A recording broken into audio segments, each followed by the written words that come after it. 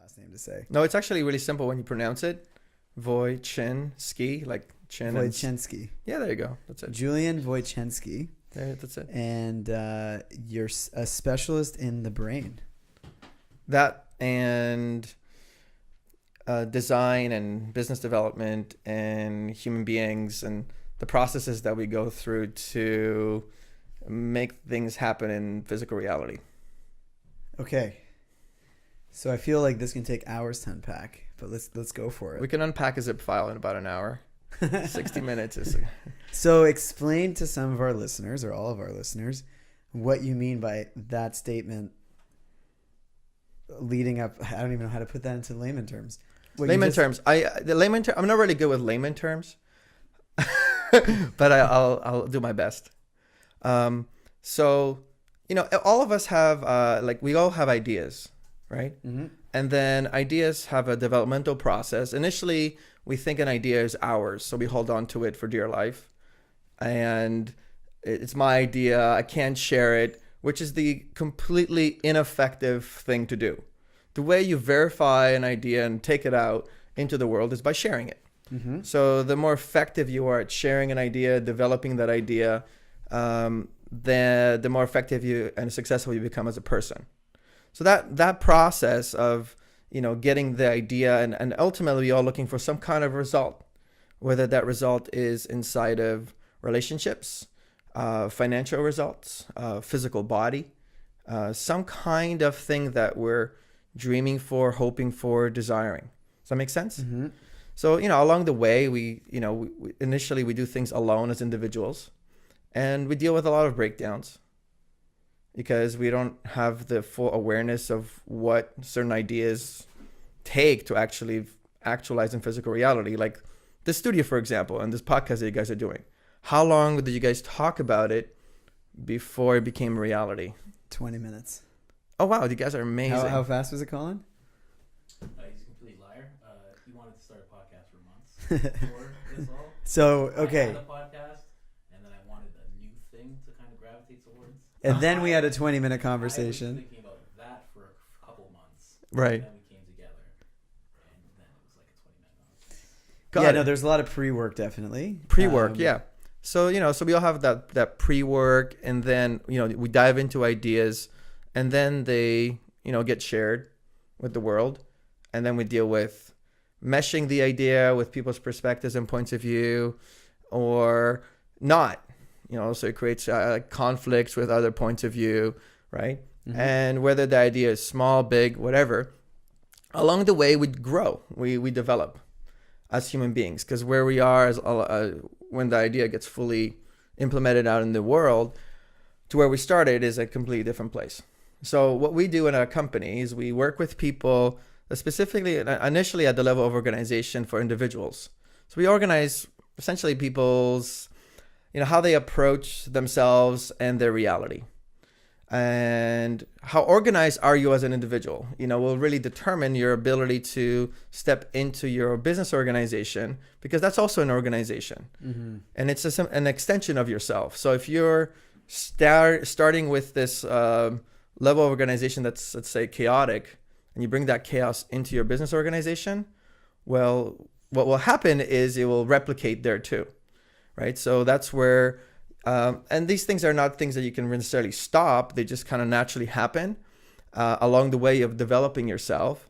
And what we do is we attempt to shorten the process that it takes from, initiating the idea to actualizing your vision for what it is. And to do that, we work a lot with the brain. We'll work a lot with language, speech patterns, how we talk about ourselves, how we interact with other people, and the relational fields, like how we move from a relationship from a stranger and interacting with like introverted, then we deal with that with people. If they're overly extroverted and they say too many things like I used to, I would open my mouth and like all kinds of stuff would come out. And I didn't have trouble. What's that? But you would never get in trouble. Well, I mean, I got in a lot of trouble because people would lose me at hello.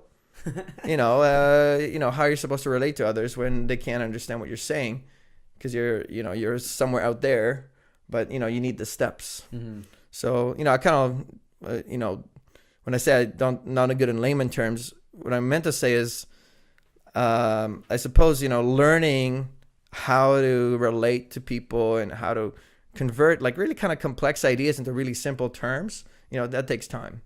And I don't know if that answers your question, or if you have any things else you want to ask me about it. Pull your chair in. We're gonna get knee to knee. Can you see me now? Oh, knee to knee. Okay. Here we go. Yeah, that brings some light to it. I want to go back to what you said about the organizing the self for the bigger organization. Mm-hmm. That until you said that, I really never, like, as much as we know it, like Nike isn't Nike. Nike is a bunch of people inside of Nike building Nike in a way. Well, all organizations they're a social construct. So you and I agree that something like an idea is true, and then that idea essentially evolves and grows, becomes essentially like a virus, and the way like a linguistic virus. So people also agree that that idea is true, and people talk about it. So when you have enough people talking about something, there's enough agreement in social reality for that idea to be true. So Nike is an idea where they set a conversation called "Just Do It," and a bunch of people said, "I agree, let's just do it." So they used branding and conversation, and they really tapped into, speaking about regions of the brain, they really tapped into the conversation people are having at the level of cerebellum. So the cerebellum is the part of the brain that regulates motion and movement. So if you look at Nike's branding, in this case, they tapped into the social conversation of people who love to move. They like to sit still. They just want to move now at 5 o'clock in the morning. And you see the ads, people are running, jumping, doing all kinds of stuff because they tapped into that level of society and they made that conversation real. Look, I'm wearing my Nikes here. Just do it. But it's all agreement, social construct. People agree to it long enough, it becomes real, and then people say, "Oh yeah, of course, Nike, legit, huge operation." But it all begins with a couple of guys, sipping beers or doing whatever, and or running and agreeing. "Oh yes, let's make this reality. Let's create this world, this realm." And how big you want to take these ideas, it depends on how bold you are, I suppose. So, yeah, the brain to you then, you were discussing, isn't really it's not necessarily the origin of everything that we think it is. It's more just a tool. Is that what you were getting at earlier? Well, the brain has two functions. Okay. One is to receive data from external reality. The other one is to receive data from internal reality. So you receive data from both. Emotions, thoughts, feelings, bodily sensations would be internal.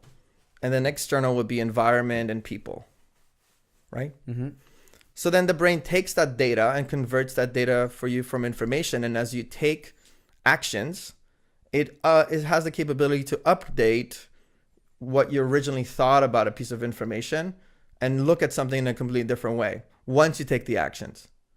So what most people do is they have a thought or an idea and they form a belief systems rather than evolving their belief systems through action. They evolve their belief systems through the mind. So an idea can't really fully. So give us an example of that. An example? Let's see. Let's talk about an example for an idea that a lot of people have. So, since we're talking about ideas and we're talking about business, have you ever heard of someone and they're, whoa, what's going on? That's a lot of action-packed. We interrupt these messages for this action-packed message from our sponsor. Is that what's going on here? No, I was trying to get to your website, so it popped up. Oh, man. You don't recognize your own ad. No, it is. Oh, man. Is that what that was? No, it still opens on. Oh, okay. Can anyone else hear when that goes on, or just we can hear it? No, everybody. Oh, cool. Okay. So yeah.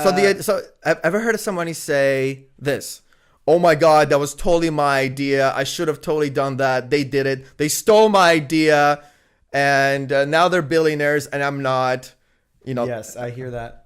I'm guilty of doing that in the past. Well, okay, good. Or maybe not so, I don't know. It is what it is, but it's like this human thing that we do, right? So that behavior is based upon what? You have the idea, but what you really are noticing, the idea is not actually yours.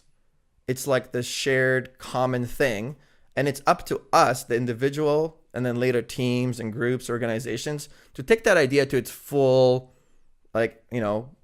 expression, right? But without the action, we only sit inside of our head. We get trapped inside of our heads thinking about something without physically moving and doing something about it. And I don't know, for the most part, maybe 2 to 3% give or take, let's say, of the global population is of the mindset that, oh my God, I have an idea, I better do something about it. So they move and they actually use their bodies effectively out in physical reality, and they take that idea, they share it, and they develop it, correct? Mm-hmm.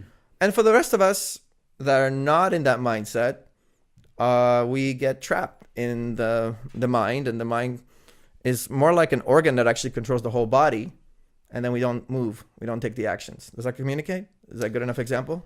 That's a great example. So do you view, you said something interesting, like a universal thought. Universal thought. This has been a universal thought moment. What was a universal thought? No, like what you're saying, like it wasn't it's not my idea. It was an idea out Ideas there. are not ours. That's one of the false beliefs that people have. It's like, oh, it's my idea. It's never your idea. You're simply just like a conduit. You're open at that moment in time to receive something. And if you don't do anything about it, that idea will just go to somebody else that's really ready, willing, ready, and able to take the actions. So they develop it. Are you familiar with the 100 monkey theory? Of course. Is that related, do you think? Oh, We can't bring it up without explaining it. So the 100 monkey theory, thank you, Colin, is an idea that there's this experiment done. Yeah. Because it's so high pitched and it just stops. I love when someone has like a laugh, like I Yeah. try my laugh. That's your laugh? Yeah. Legit, you got to demonstrate it. Like, He will. All His, right. his is like Colin's is like a small rumbling and then goes really high pitched. Okay, 100 monkey. 100 monkeys. Let's go back there. There was an experiment done, if I'm correct, where they were teaching monkeys how to fish or what do you remember what it was? I've never heard of it. Oh, here, if you could look it up. So they were teaching monkeys. Wikipedia. Yeah, he has the Wikipedia. Mm. But you gotta keep going though. You gotta explain it. Oh, I'm waiting while you're typing. Okay. So these monkeys are learning something, and something happened in these group of monkeys where it was either an experiment done or it happened naturally or happened in nature where they were all learning something. Mm-hmm. And then when it got to the 100th monkey, it became global, Mm-hmm. where all monkeys actually knew how to do it. Yeah. Colin's reading. Yeah, that's basically exactly what it is. So New behavior on the 100th monkey. A similar study was done where a bunch of people did like a crossword puzzle that no one's seen in like all Humans are same. And then all of a sudden some people did it in like London and they got higher scores. As more people knew about it, they were able to do it better. so they were able. So we're almost connected. Like I don't know how in the dimensional definition that would be. It's Well- like running the 4-minute mile. They thought it was never possible. And then one person Some did it? And now high school students do it. Mm. It's like So where do you think that is? Do you think that there's layered dimensions? Like, Of course. and these. How could there not be? So what dimension do you think these thoughts come from? Well, it's to put it into a model so you can talk about it. One simple way of looking at it is, rather than using the word dimension, we can use the word fields. So, so there's like fields of awareness that you can have as a human being. You have a field of awareness for your personal space. You have another field for awareness of the other people in your space. So how well you connect and synchronize with other people and other brains. Because ultimately, if you're going to train your brain and train your body and your way of being, it's not really about like being better than everybody else. You're not really looking for that. You're looking for how well can I synchronize with others, right? So that's another field. That's like field 2, let's call it. Another field is the environment. So how well can you tap into the environment? some people have really high level senses in that space, and they're like, they can talk to plants, right? Or they can hear trees talk, and you're like, man, that's weird. Like, what's up with you, bro, man? Like, this tree legit ain't talking. But like, some people are like, yo, I just had a whole lot of conversation with this tree. I just learned a whole bunch of stuff, just touched it. But that's a sense. It's a level of awareness, right? And there's another field, the quantum space, the space that nature and life operates from, where you have the construct of life built from. So when you go into these fields, as you move from your personal to connecting with the other people to your environment, and if you do, you step into the quantum space. In the quantum space, things get, spooky, because things are not. They blow the mind circuits, so to speak. So your mind just goes, because things do not compute there the way that they compute, at our regular fields. Have you been to the quantum space? Well, I think all of us have. It's just some of us remember it a little bit better than others, or can talk about it in a more coherent way. For most people, talking about quantum spaces is like talking about, something that's completely unrelatable, because it's not the preoccupation of Western civilization. We're living inside of matter, physical reality, things, things we can touch, right? Like physicality. Quantum space deals with, particle and wave functions occurring simultaneously inside of. How could you go there? How do you go there? You can't go there, right? Oh, you can go there. I mean, people do it all the time. I just came from Electric Forest. There was a bunch of people attempting to go and travel. And, another way of looking at quantum space is what hyperspace. You say Electric Forest? Yeah, Electric Forest. Yeah. What is that? It's electric music. It's a festival in Michigan. Oh, okay. So my company was invited there. We applied, and then we got accepted to do Upgrade Your Brain Through Breath at this event. But a bunch of people there are really into. What are we classifying quantum space as? Are you talking about like a psychedelic experience?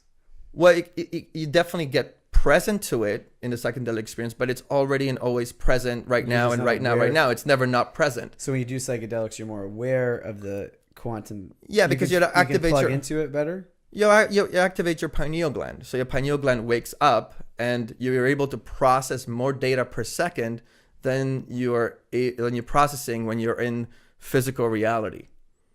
So your brain just can handle more. The internal processing is way faster for short periods of time, right? So how are you going there, like without psychedelics? Let's say, how's anybody? Well, we use breathing systems to go there. Can you teach us a breath? I sure can. Can we do that right now? Can we go there? Yeah, we can go there. So the audience, since everybody's gonna be listening, might as well for people who are listening, because it will benefit people too. Yeah. And so we kind of like developed this system that I learned from this guy Corey, and we've linked it into our business system. So the first breath that we always teach everyone is called the source breath, and source is another way of saying connecting to life, connecting to the life force, to your will. And it's also, in a technical way, a way for you to reset your brain so that you can then go into your memories and start extracting and recoding and reprogramming how your internal memory architecture, or how your memory is actually, your relationship with your experiences is actually showing up for you. So does that make sense? So that could be like, I was 8 years old. I got bullied. Sure. I ran to a chocolate. All of a sudden, I had a positive association with chocolate whenever I get bullied. Right. I'm a 31-year-old man now. Something bad happens, I reach for chocolate. Right. I can go in and reprogram and say, you're 8 years old. You reach for chocolate. That's not good for you anymore. Stop doing it. It doesn't service you. Is that like what you're talking about? Well, you actually just go, when you go, it's called a traumatic moment of bullying. You actually discover how you created that. So nothing happens to us without our permission. So when you really get responsible for your experience and your brain and your breath and your reality, you really get to see like, oh, I ran a pattern even to cause that and create that. So I viewed that as tragic, but in reality, it's not tragic at all. Actually, that's having full responsibility frees you. Right. So when you go into the brain and retrain it, but actually, what do you view tragic about it? Because that's really interesting, and That didn't actually happen to me. I was just giving it as an example. I get that, but But like what I'm saying is like, I guess or at 8 years old we didn't have the facility to. You do.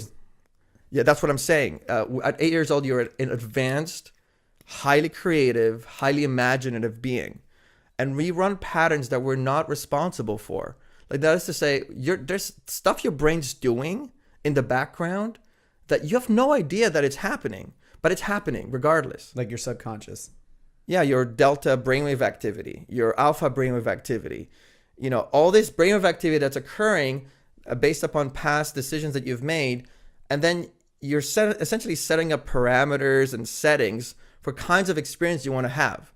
Now, what happens is for most people, as we're growing up, we have these things called accidents or terrible experiences, traumas. I've had them myself, and for a long time, I didn't really understand why, what happened, because I couldn't remember, So you have a memory like problem. Your body remembered, maybe, like you'd react in certain ways, but your mind couldn't remember it. Yeah, because it will always lock you out of it, or you would run some pattern, and that's how we form our psychological patterning. Yeah. So psychological patterning is another way of saying, I don't want to be responsible for this part, so I'm going to run an avoidance pattern here and deal with something that I'm comfortable with. And every time my mind goes into this part, I'm going to avoid that part or not go deep into it to explore because it's scary, frightening, whatever the interpretation is. Bottom line is, at the end of the day, breathing just helps you go into those memories and just be calm inside of it and just look at it objectively without a charge. So you don't have to like continue carrying with you unnecessarily and having that be the thing that runs your life, because you either run it or it runs you. Yeah, I'm curious to see this breathing technique because other than like I guess we learn a little bit here, but in a lot of other cultures, you hear how powerful the breath is. Mm-hmm. About you can calm yourself down, you can put yourself into a relaxed state. That's level 1. Calming yourself down, putting yourself in a relaxed state is level 1 of all breathing. But there's levels above that. Level 2, you start doing your memory processing. Level 3, you start going into exploration and self-discovery. So, and there's more breathing sequences you have to learn and master to go to each level. And language, because you have to direct it. You have to direct your experience with language. So it requires mastery at a couple of different levels. Language, understanding of who the heck you are. So you have to get your memory back of who you actually are. Know who you think you are so far, but more like an expanded sense of awareness of who you are, because that's a process of self-discovery. And then the breathing is a facilitating tool to help you organize things because it's structured, it's organized. And then you can link it into the physical operations of your brain, of your body, and move energy or like a memory from one part to the next part so it can evolve. So the information can evolve. So you're doing the breath part is just through breathing techniques. The language part is through what? Ontological inquiry, coaching systems, speech patterns. So you're asking original questions about the nature of who you are, essentially, without attempting to get the right answer. So it's not a mind exercise, it's more of a being exercise. So like while you're breathing, you're actually asking, who am I? Not during the breathing, because during the breathing, you want to focus simply on that activity. Okay. So one of the ways that's how you get present. When you get present to your breath, you just like the breath, what it does is it bypasses low brainwave mind operations. So we all have a low brainwave mind, and the function of the low brainwave mind is to evaluate and judge things. As soon as you're evaluating and judging things, you're not present. Our entire civilization is based upon not being present. If you go outside and attempt to interact with people and you're like, hey, like they get jarred or like shocked a little bit because you interact. You have that experience? Mm-hmm. Right? Especially now with people on their phones. Yeah, because they're not here. They're not present. They're evaluating, judging constantly. So our minds are so overworked. They're so like draining our energy. So we're constantly in this like physical material space. When you do the breath is another way of saying, hey, I'm going to connect with life force energy. So the way we talk about it is, like willpower, and the will to be is really a fundamental function of who you are as a human being. Without that life force, energy circuits, how your brain processes information, all reverses. It all goes opposite in the opposite direction of life. So resistance, frustration, emotional problems, overload, overwhelm, all those things show up when we're doing the reverse activity of how life actually works. So breath just puts you back on track to work with life. So the resistance, all those things that we deal with as human beings, and especially as men, right? And women too, but since this is for men, for men, imagine just having this tool to be able to just get yourself grounded in any situations and calm and look at it newly with a new set of eyes. Yeah, I was actually going to ask that. Like, what are some things for like those guys who are quick to rage, like we were talking about earlier, and things like that, like that are just like too quick to anger, I guess you could say. Yeah, absolutely. So when it's a snap, it takes 1/15 of a second. It runs a pattern. So it's a reaction, and that's so you're then learning with breathing, you can be responsible for your reactions. Mm-hmm. So your reactions don't run you. You start going, you stop them and you go, oh, wait. Oh, yeah. I remember when I was this and this age and so said this to me. And then I got totally pissed off, but I didn't say anything. I suppressed it because I didn't know how to deal with it in that moment in time. My brain processing power dropped. But just because I put it in the background for handling later doesn't mean that it's complete. It doesn't mean that it doesn't need to be handled. Processed, yeah. Yeah, it will just manifest itself in all kinds of weird ways. And there you are, you're going to be 25, 30, 35, 40, snappy or angry. So let's do the breath so that we can get out of that conversation. Yeah, right. Okay, yeah, we'll do the breath, but just one sec. So... Yeah, we should do the breath. Would you have a question? No, so, is it literally... we'll see the breath and I'll ask you. Do the breath. It's curious. It's interesting how you're right. If you can just take a second off, if you can just pull back for a second, it can change your whole perception. But what I was wondering is this a new reaction for you? Like, is the breath, like, what is it? There's like unconscious incompetence.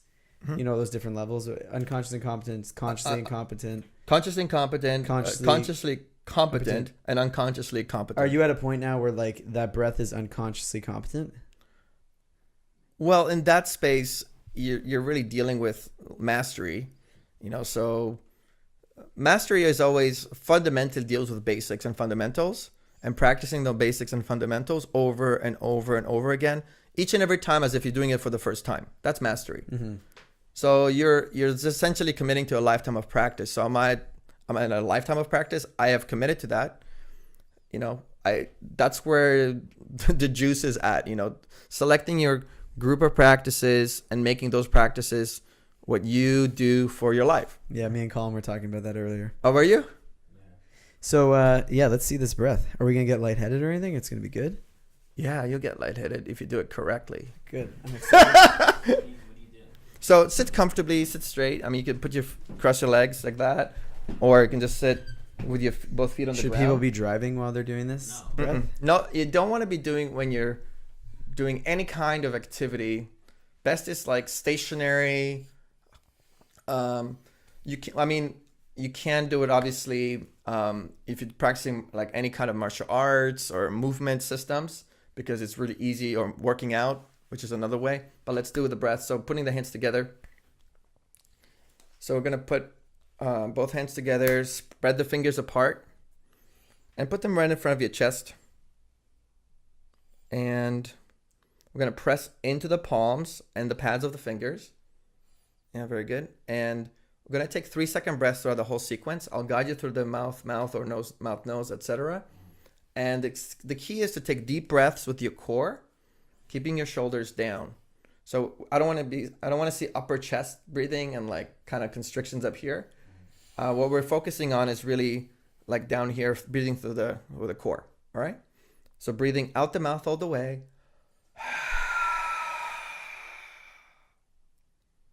Release the pressure in the core, and mouth in, medium. Mouth out.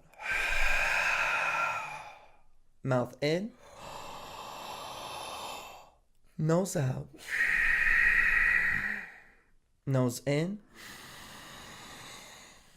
Nose out. Nose in. Mouth out. Mouth in. Mouth out. Mouth in. Nose out. Nose in. Nose out. Nose in. Mouth out. Mouth in. Mouth out. Keep going. Mouth in. Nose out. Nose in. Nose out. Nose in. Mouth out. Mouth in. Mouth out. Hold your breath. Tilt your head back, thumbs above the mouth. Half breath. Imagine you're drinking water. Swallow. Returning to normal breath and lift off.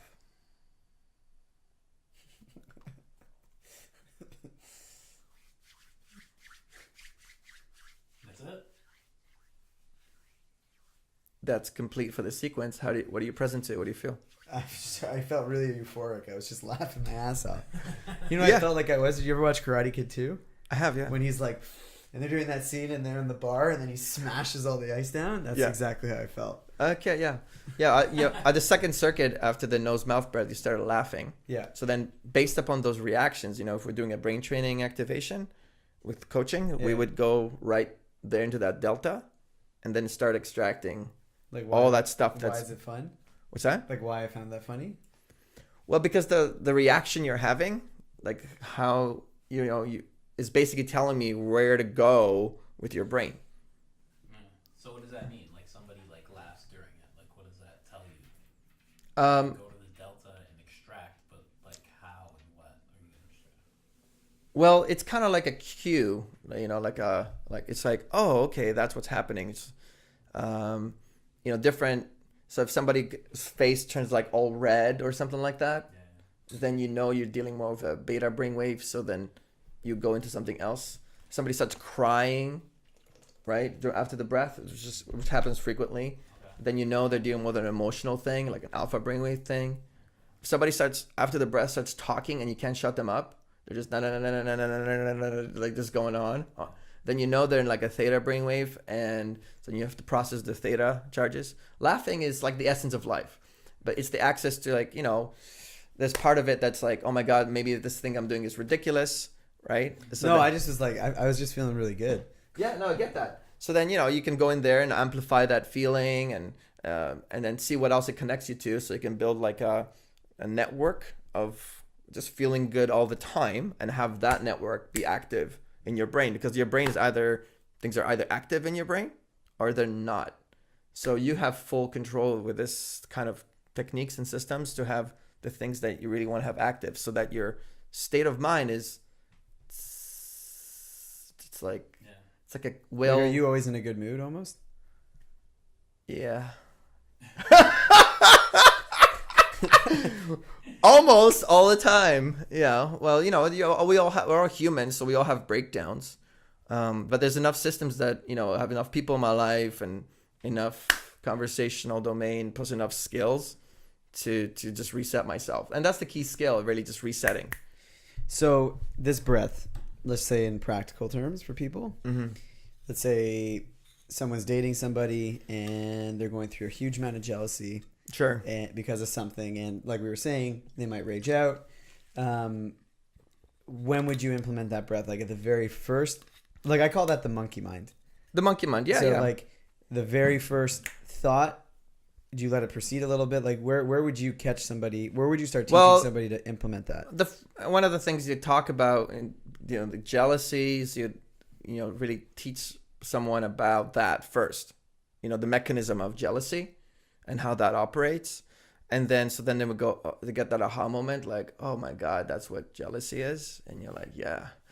So then you'd go into that conversation, which I'm not going to get into right now because that's, you know, a whole thing. I wanted to know, like, what is jealousy? So jealousy is the flip side of guilt. So guilt is an internal mechanism. Jealousy is the external mechanism. So again, like it takes some time to go into that conversation. Yeah. But fundamentally, there's always two sides to the coin. You know, so we either go internally with I shouldn't have done that. Oh man, I'm such a. Or we take that energy and rather deal with it internally, inside we lash out into other people, places, and things. Yeah. But both of those mechanisms produce the same kind of survival result. You know, they don't really give us what we are looking for. Come a little closer, just Yeah, bring the microphone. bring it closer. Okay. Thanks. Cool. What else? What was that? What were we talking going about before? into? Oh yeah, like where you would put that breath in. Like if somebody has a rage moment, a jealousy moment, they're upset about something. Look, you take 21,600 breaths per day, as every human being on Earth about. Okay. And that's how many minutes there are in a year, right? No, that's 525,600. I was singing the Rent song after you did that. Okay, so to activate any system, whether it's breath or practicing any sport, you need 2% of activity, conscious activity, to have that system begin working for you. So the best way to handle... So hold on. So if you're playing a sport, like I'm playing basketball, yeah, there's only 2% of my brain that's active. No, that's what I'm saying. That's not what I'm saying. Oh, okay. I'm talking about system level conversation. So to have systems work for you, right? So that actually go from like systems not active, because there's not enough routines and practices to keep a system active. But as soon as you like get dedicated to something, any skill, right? And you're like, okay, I'm gonna learn this. Then as soon as you put 2% of effort into it consciously and you design it, then that system now, you're inputting information and your energy into that system. So that system now begins to work for you, right? So with breath, it's 2%. So you same scenario. So you're looking at getting yourself to a level where you're doing 432 breaths consciously per day. So the more, obviously, the more you do, the more benefit you'll get. But initially, you're like, okay, I'm gonna start and do like 432. What's that? 432. That's what you said? That's what I said. Okay. That's 2% of 21,600. Right. Which then equals the breath that we just did, the source breath. You know, if you do that breath 36 times, that will give you the baseline required to generate enough gamma brainwave activity in your brain to then, for your brain to, your pineal gland to say, I am now activated. What would you like me to do for you? You know, how would you like me to unify your brain? What kind of experience would you like? You know, how would you like to heal these past traumas? You know, you start getting a different experience. That's what happens when I do mushrooms. I know, but this is like what happens when you're just legit breathing, right? So you can do it without, right? So you can do it without psychedelic. Well, that's what you're actually doing with breathing. You're just activating dimethyltryptamine by sending mathematically programmed sequences to your pineal gland, and your pineal gland has to respond because that's what it listens to. And dimethyltryptamine is also known as DMT. DMT, that's correct. The 432 number is interesting to me. Do you know 432 hertz? Like people play music, they say that's the most harmonious form. Mm-hmm. Yeah, and 540 tuning, of course, because we're our mathematical beings. So it only makes sense that as mathematical beings, we can tap into those systems if we have the willingness and the level of awareness to be interested in it. And if you are, then you can harness those skills. You can develop them, and you can nurture yourself in a way that is phenomenal, nothing short of phenomenal. So source breath, you get that, you're activated. What do you do next after that? Well, what we do is we teach 2 extra breaths at the beginning system. So that way, those 3 breaths that you learn at the core foundation form the patterning for all the other breaths that we teach. And there's 369 of them.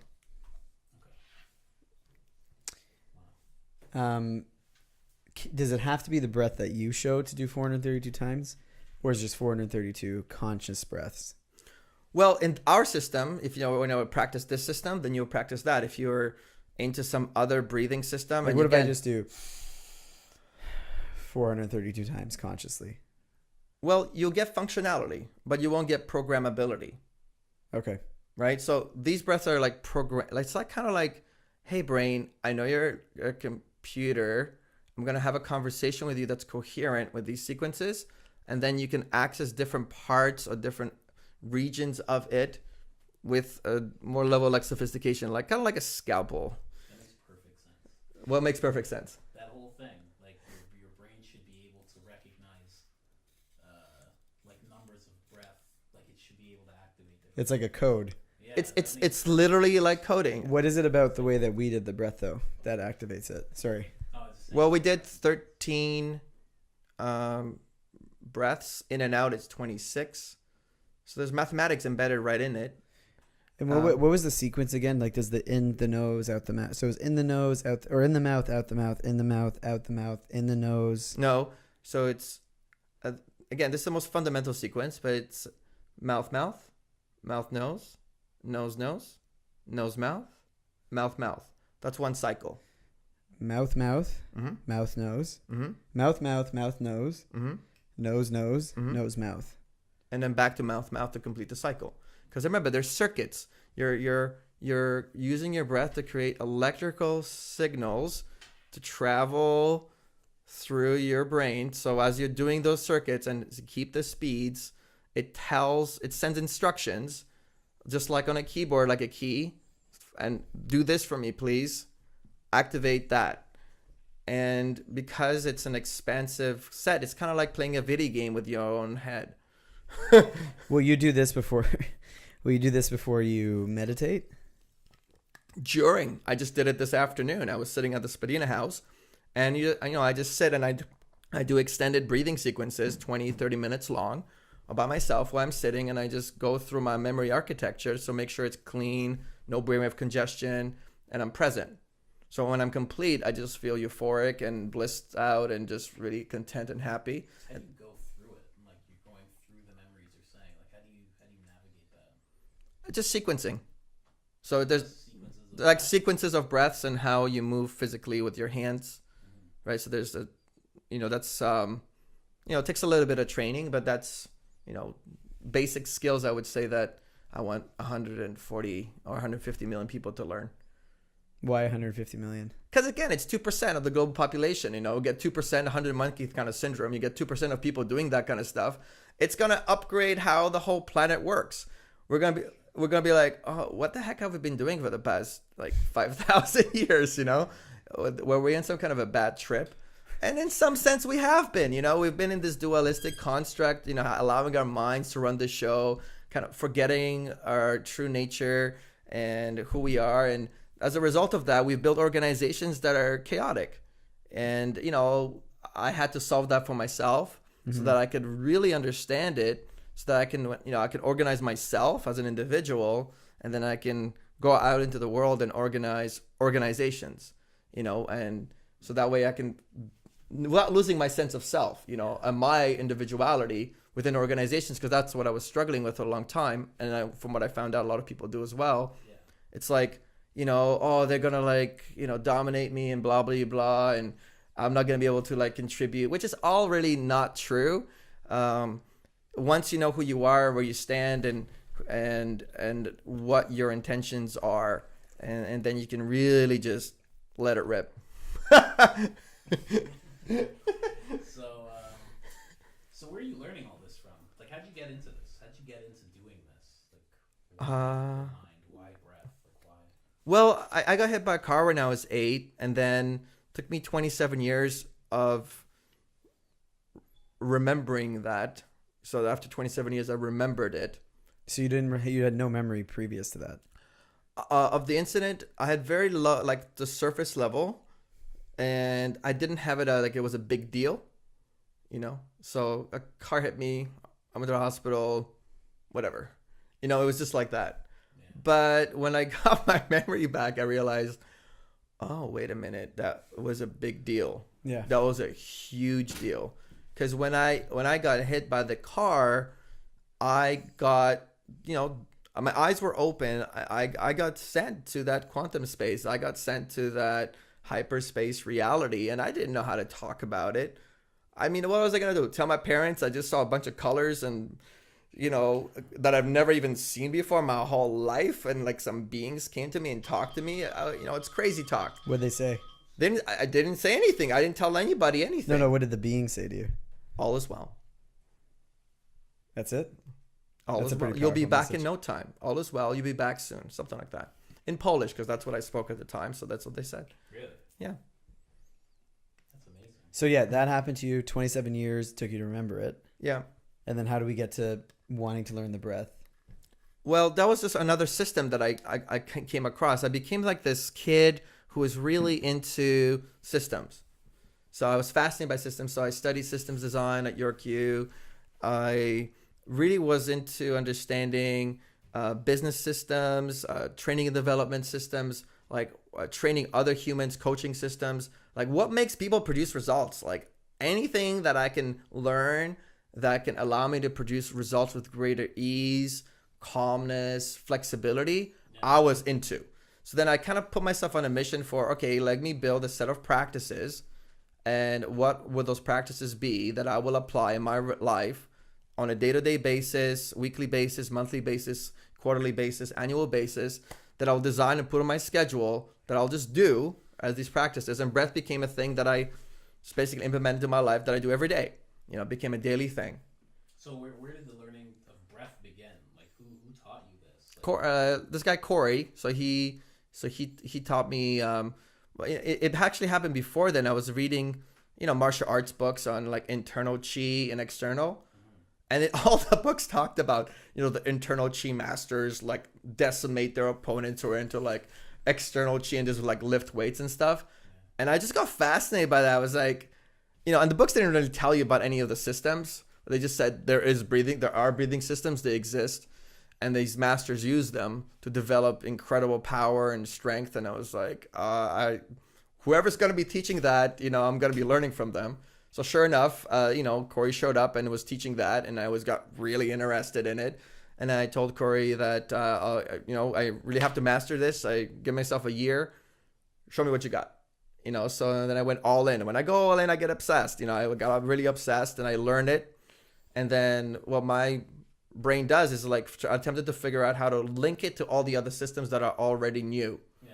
Right. So then that process took a few more years, 2-3 more years. So now we've got it all fully integrated about business training, executive level training, all kinds of systems, so that workouts, walking, jogging, it's all like linked. Who is Corey? Like, what is Corey? What is Corey? What is Corey? Well, I'm not. I haven't. Like, is he a doctor? Like he taught you all this? Like, Corey is a systems builder. So he's a brilliant guy, systems builder. He's into systems mechanics, operational mechanics for how things work in reality. Oh, really? I met him once. Did you? On the phone. Oh, did you? Yeah. Oh, cool. Yeah, I haven't talked to him in a while. Last I heard, he's in Costa Rica, I think. Spain. Spain. That's what I. He's big with sacred geometry too, right? Yeah. But bottom line is, these systems are all out there. Wherever whatever school of thought. Eventually, what happens is like, kind of like the thing that Bruce Lee does. Take on the stuff that, learn it, and keep the stuff that really applies to you, and develop yourself inside of that. That breath made me yawny. Yeah, that's processing low delta brainwave congestion. Oh, is that what it's doing? You were yawning too a bit, right?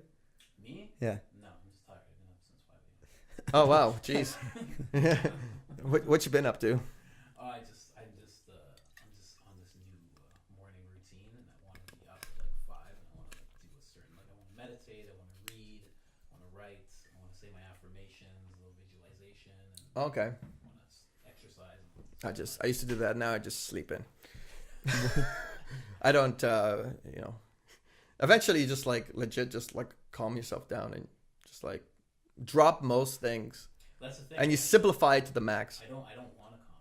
I want my energy levels up higher.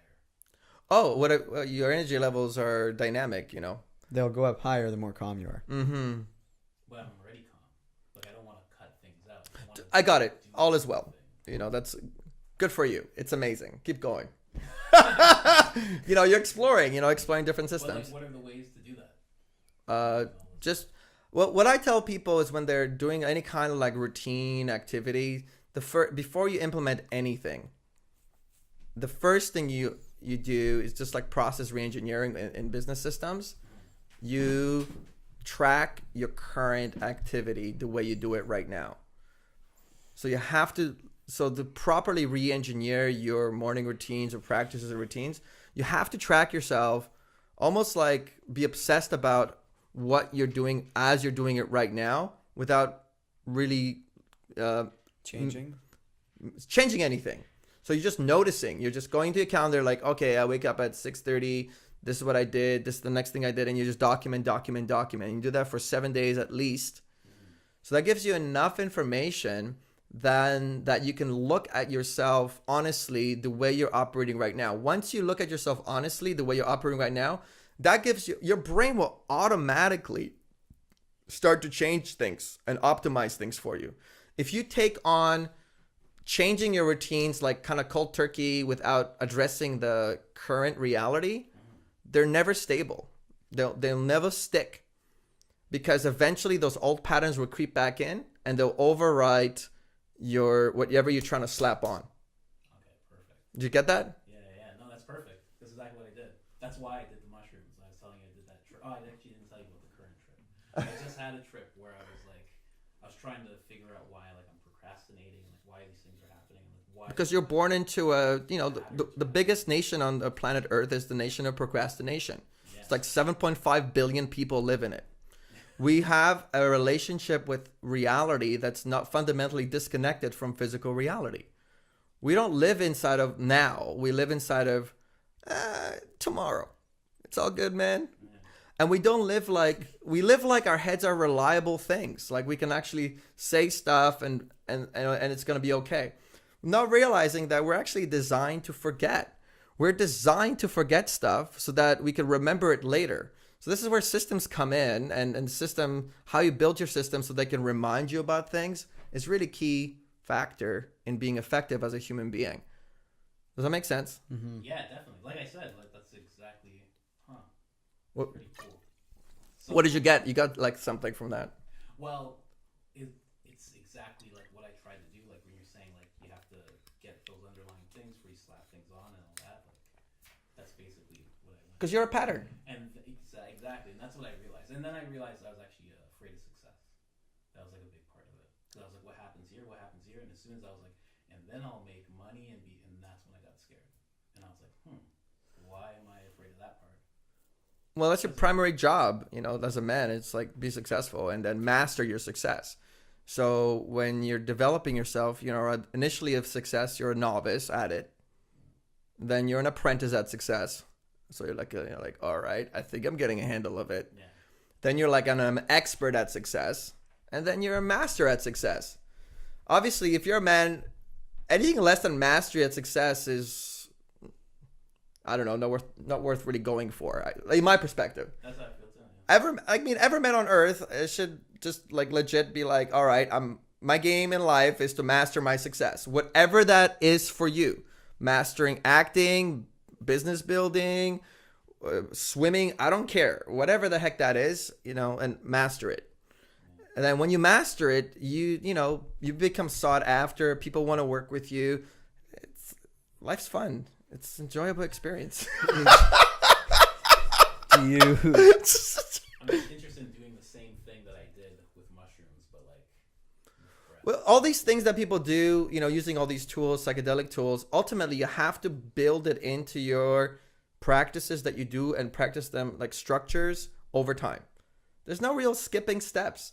Those things just show you like hyperspace, realities for a little while. They do clear brainwave congestion, and then kind of set you on the right path. But eventually you got to distill all of it down, build your routines, build your practices, have a schedule, follow it, do it, make it happen, and then get yourself coaches, get yourself, people to like assist you along the way, because you legit will not be able to do it on your own. Like, it's not possible. I don't even understand like how people are like I self-made this. It doesn't happen. It's impossible. You know why? We live inside of a community already. You know why it's so weird? Why is that so That's weird? Exactly. I promise you, exactly what the mushrooms told me. Everything you just said. It was like you were the mushrooms for a second. You're like, you got to do that. That's why I have that written out, that schedule. You got to have a schedule. You have to do this. You have to do that. Yeah, because mushrooms are a directional tool. They just put you on the track in the correct direction to flow with life. And then once you do them, you're like, okay, I'm moving direction of life. So then it goes into different regions of the brain. Yeah. Because when you put in that structure, you put in the habits. And if you don't do it, then you're like, I don't know, you're selling yourself short. You know, you're invalidating yourself or dealing with some other pattern. But at the end of the day, you know, we're here to play full out. You know, this is a playground. The world's a playground. We're here to have a game and have fun, contribute, create value. You know, make promises, keep them as best as you can. You know, when you fuck up, which you will, you know, clean up your messes as best as you can, as quickly as you can, and get back on the court and start playing again. Yeah. So, how do you break patterns and habits? You don't. You replace them. So how do you do that through your technique? You give up a pattern or a behavior, and you take on another pattern or behavior, or we like to say ways of being. You know, because ways of being are accessible. Any kind of way of being, you know, you've already had an experience with, like being calm. Even if you had that experience for like 5 minutes in your life, you can tap into being calm. So you can give up being frustrated, and you can practice taking on being calm by activating that memory and making that a bigger deal. So continually working on activating being calm until your brain doesn't even know. That's where it just comes from. Yeah. It's just what's active in your brain is being calm. And then that's your foundation. Okay, cool. So now, okay, let's activate. Like you could be in road rage. What's that? You could be like in a road rage moment where you normally you'd rage out. And this time you replace that feeling with, it's okay, cut me off, no big deal. Well, road rage is another irresponsible pattern. You know, like you're not responsible for your brainwave congestion, and people, you know, are dealing with like unprocessed stuff from when you were a kid. Your brain's trying to process it, and then it forces you into a reaction. It's irresponsible behavior. Stop it. Learn to breathe. Get yourself like legit functional. Get yourself to the place where you can perform. There's nothing right now that indicates to me that as long as you're willing to be responsible, you can have basically anything you want for yourself in your life. If somebody wanted to start changing, write your habits down for 7 days. First step is, just notice yourself. Just notice what it is that you do. And then, you know, talk about it with your roommate after 7 days and say, hey, here's what I noticed about myself. You know, notice the patterns, notice the connections. And what you'll notice is you're wearing different hats.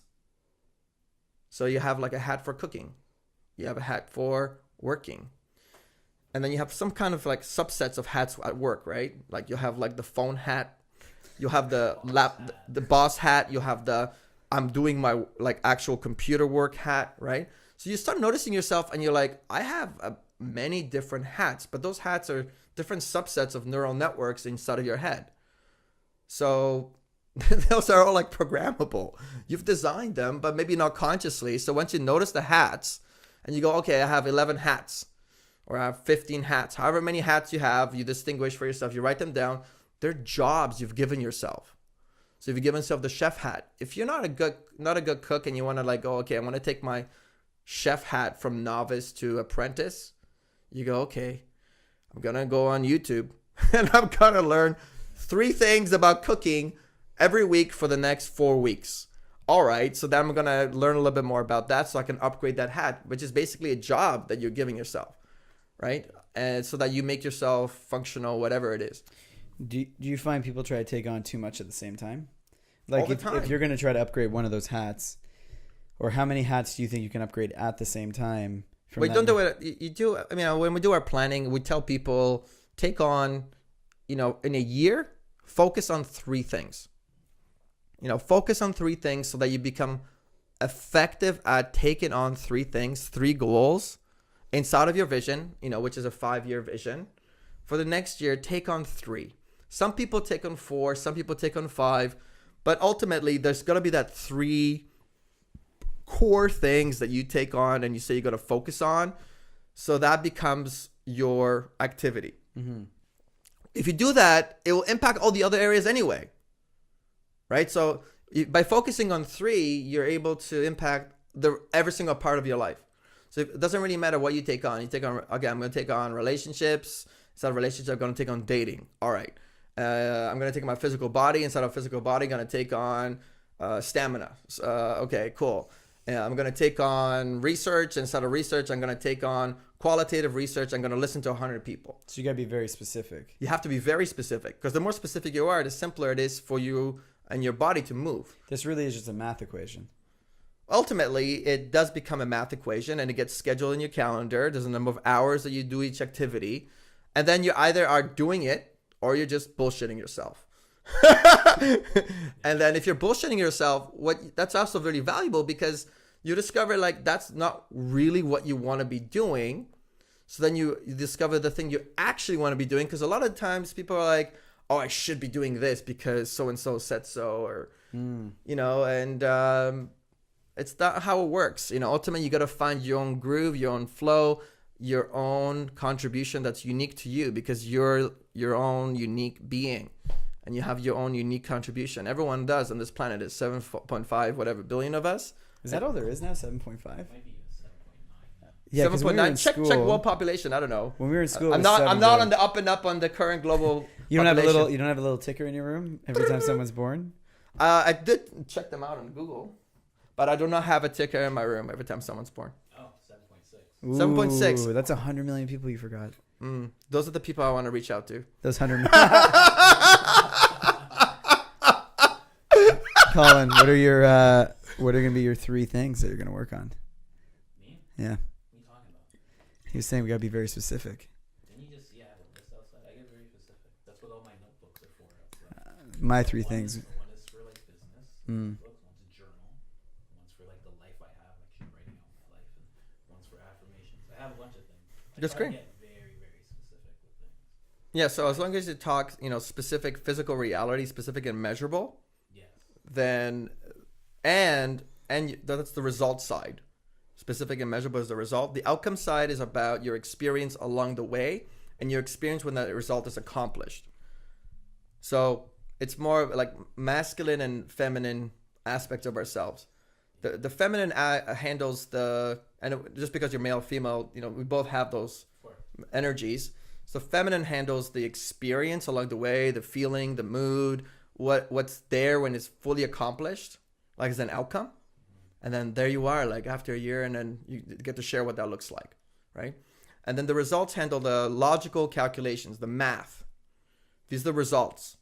X number of dollars, X number of friends, X number of vacations, frequency of, keeping up with my routines, whatever it is. There's a specific and measurable, you can track stuff. And then that's it. Amazing. What are my 3 things? What's amazing? I like the whole talk. I like thinking about stuff like this, because this is all I think about, really. So, improving.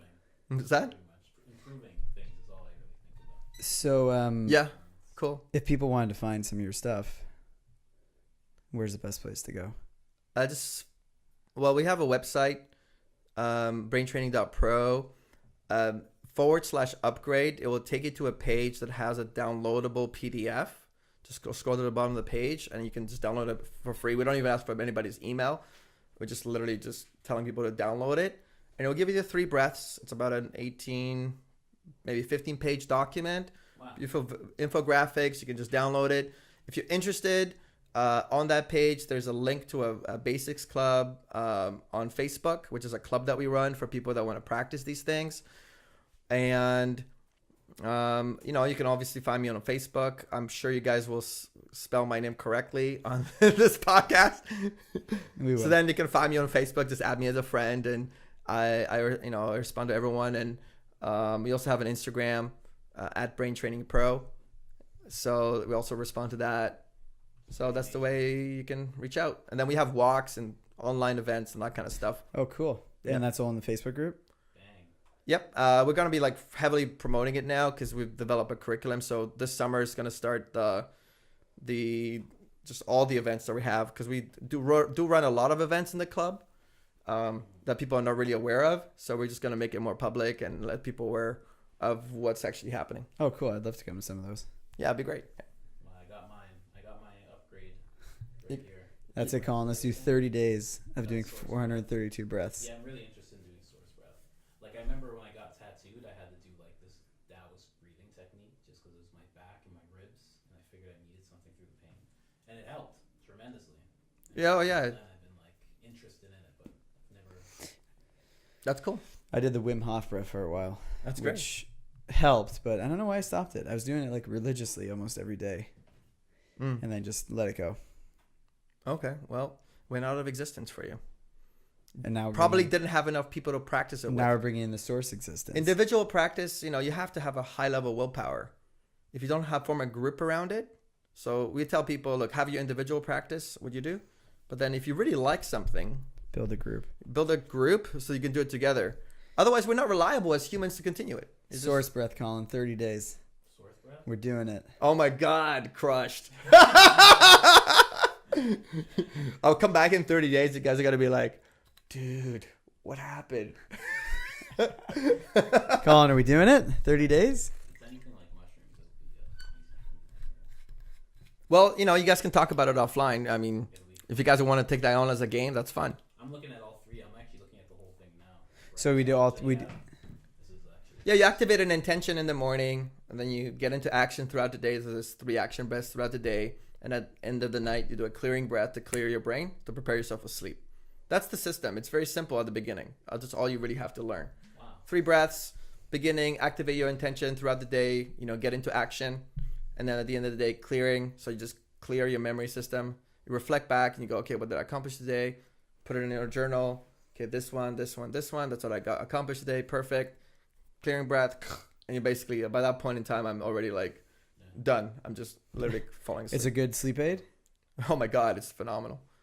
It's like a knockout. I'm excited to try that one tonight. Yeah, definitely. Well, thank you very much, Julian. That You're was welcome. that was a lot of fun. Yeah, it was so totally cool. I'd love to come back. Yeah, no, we will definitely have you back on, and we'll post all your stuff as a link so people can find it as well. That sounds great. Cool. Thank you very much. You're welcome, buddy. Ciao. Boom.